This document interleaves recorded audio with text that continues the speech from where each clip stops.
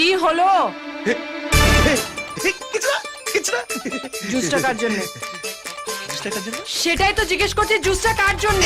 তোমার জন্য গরম থেকে এসছো তো তাই কেন? গাড়িতে এসি, বাড়িতে এসি, গরম কোথায়? বাড়িতে এসি না? হ্যাঁ বাড়িতে এসি